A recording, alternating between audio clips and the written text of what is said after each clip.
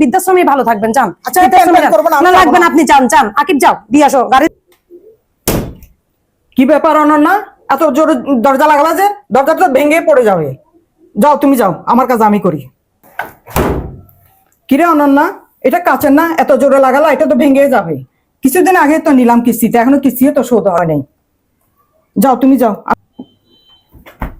কি ব্যাপার অনন্যা, এত জোরে কেউ ফ্রিজ লাগায়? ফ্রিজের দরজা তো তুমি একদিনে নষ্ট করে ফেলবা। অনন্যা, বসে বসে তো মোবাইল টিপতেছো, এখন এসি না দিলে তো হয়। ঘুমের সময় দাও, কতগুলো বিল আসে দেখছো? আমার ছেলে তো কষ্ট হয়, ঘর ভাড়া দিবে না বিল দিবে, একটু চিন্তা ভাবনা করে চললে তো ভালো।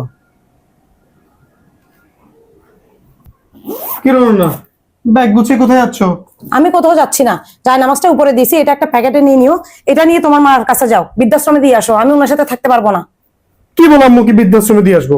আমি ওনাকে ছাড়া একটা মুহূর্ত থাকতে পারি না, একটা দিনও কখনো থাকি নাই। ওনাকে আমি কেন বৃদ্ধাশ্রমে দিয়ে আসবো?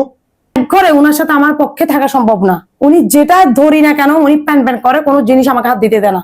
আচ্ছা ঠিক আছে, আমি আম্মুকে বলতেছি। কিরে আকিব, কই যাস? আম্মু আমি যাচ্ছি না, তুমি যাচ্ছ। কোথায় যাবো আমি?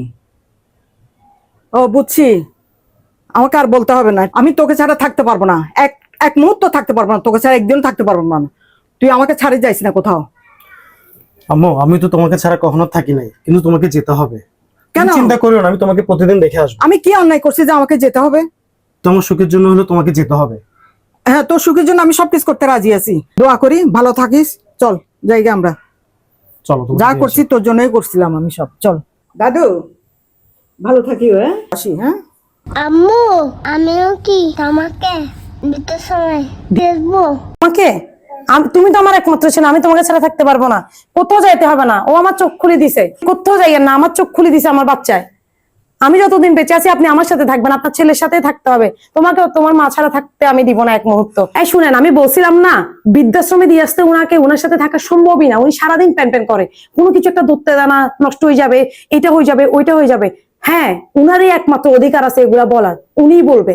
কারণ উনি যে 40টা বছর প্রত্যেকটা জায়গায় জায়গায় ওনার যত্ন করে গড়া, প্রতিটা জায়গায় ওনার কত কষ্ট লুকায় আছে সেটা কখনো উপলব্ধি করছি? সামান্য 4 মিনিট 1 মিনিট বকা দিলে সেটা আমরা সহ্য করতে পারি না। বকতেছে কার জন্য আগে সেটা চিন্তা করেন। ওনার ছেলে চিন্তা করে করছে, জানা ছেলে আর ছেলে বউ যেন শান্তিতে থাকে। প্রত্যেকটা মানুষ এটা চিন্তা করেই করে। আমি আমার ছেলের বউ চিন্তা করে করব, আমি কিন্তু এটা কবরে নিয়ে যাব না, উনিও নিয়ে যাবে না। তাহলে দিন শেষে উনি নিজে চাইলে একদিনে টাকা সব উড়ে পেতে পারতো, কিন্তু উনারা স্বাধীনতা করে নাই। উনারা ঘুরতে যায় নাই বছর বছর, মাসে মাসে ঘুরতে যায় নাই, রেস্টুরেন্টেও খাইতে যায় নাই, টাকা ওয়েস্ট করে নাই, কাপড় চোপড় কিনে নাই দিনের পর দিন। হ্যাঁ, বছরের মাথায় একটা ঈদে কিন্তু এই জিনিসগুলা টাকা জমায়, যে জিনিসগুলো করছে, এই আজকে একটা সংসার সাজাইছে। আমি এই সংসারে বসে এখন উপলব্ধি করতে পারতেছি না, কিন্তু উনি উপলব্ধি করতে পারতেছে কষ্টটা কি জিনিস। হ্যাঁ, উনি আমাকে বকা দিছে এসির বিল আসবে, হ্যাঁ অবশ্যই এটা উনি উনি বকা দিবে, কারণ ওনার ছেলের কষ্টটা উনি উপলব্ধি করতে পারছে, আমি পারিনি। বিল দিতে তো ওনার ছেলেরই কষ্ট হয়, দিন শেষে ওনারই বুকটা ফাটে। মা কি জিনিস সেটা মা সামনে থাকলে বোঝা যায় না, দূরে গিয়ে চলে গেলে বোঝা যায়। আজকে আমার ছেলে আমার চোখ খুলে দিছে, এরকম সবার চোখ একদিন খুলে যাবে, তখন ওই পরিস্থিতি থাকবে না, মাকেও ফিরে আনতে পারবে না। তাই সময় থাকতে সবকিছু আগে নিজেকে দিয়ে বিচার করেন, সবকিছু বুঝতে পারবেন। বৃদ্ধাশ্রমের কথা ভুলে যান, পৃথিবী থেকে বৃদ্ধাশ্রম তুলে ফেলতে হবে। বৃদ্ধাশ্রম কেন, মার জায়গা হবে ছেলের কাছে, হ্যাঁ ছেলের বোর কাছে। কষ্ট করে দিন রাত পরিশ্রম করে ছেলেটাকে মানুষ করে, সে কোনো মা যেন ঘরের বাইরে না হয়। মা হচ্ছে ঘরের সুন্দর, ঘর মা ছাড়া খালি। একটা ঘরে ঢুকতে গেলে মাই হচ্ছে মেন।